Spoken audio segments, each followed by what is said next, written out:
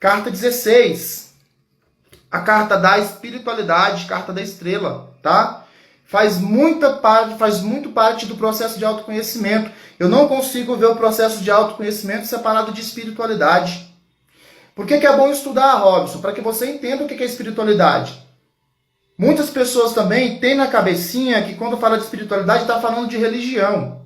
Posso associar religião à espiritualidade? Posso associar religião à espiritualidade. Mas religião e espiritualidade não caminham lado a lado. Espiritualidade é a gente acreditar, precisar buscar algo além do nosso corpo carnal, da nossa existência física. É algo superior a nós. A centelha divina, seu mentor espiritual, Deus, Oxalá, o que você acreditar, se você tiver crença, se você tiver religião.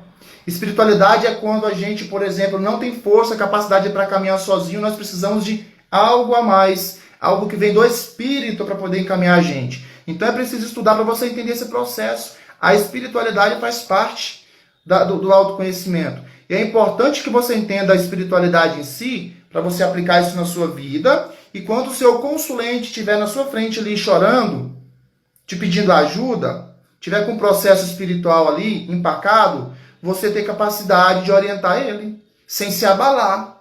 Você pode se comover.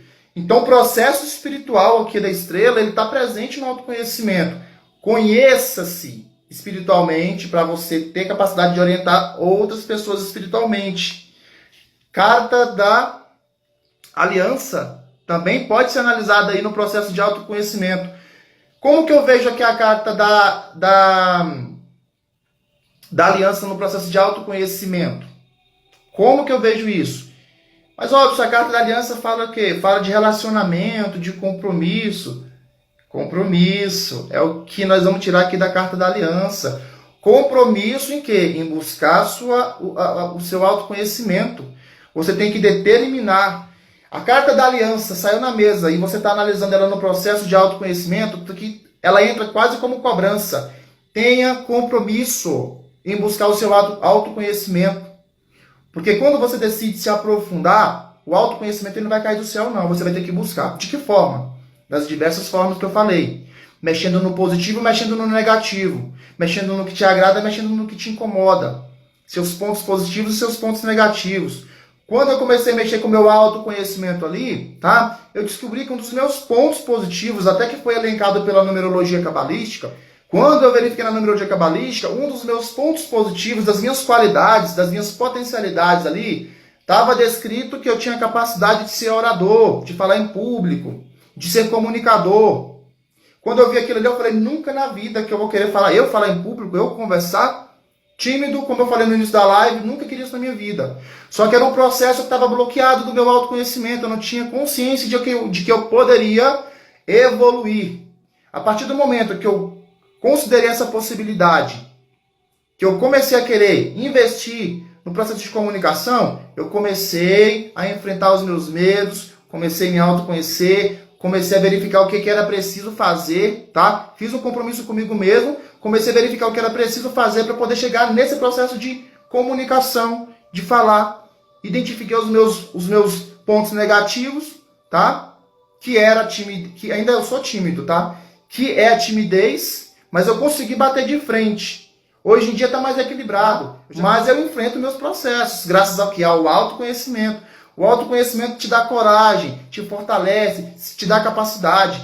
Eu não estou dizendo que a sua vida vai ser perfeita, vai ser maravilhosa, não, porque o processo de autoconhecimento ele é doloroso. Ainda mais quando a gente mexe na nossa... tem uma carta coringa aqui que eu vou mostrar para vocês aqui. A nossa outra carta do autoconhecimento aqui, carta 10, foice.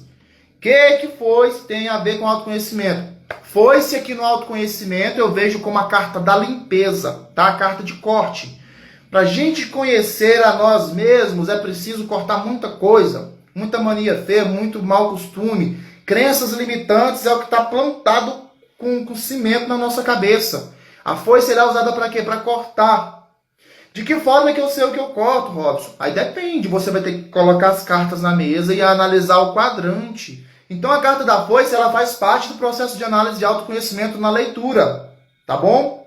Ela é o quê? A carta que vai cortar, que vai tirar, que vai limpar, que vai expurgar o nosso processo de crescimento, de evolução, certo? Ela vai cortar tudo que a gente precisa. Ela não, nós que vamos cortar, mas ela vai mostrar pra gente o que é preciso cortar. Sabe aquela seita que todo mundo fala?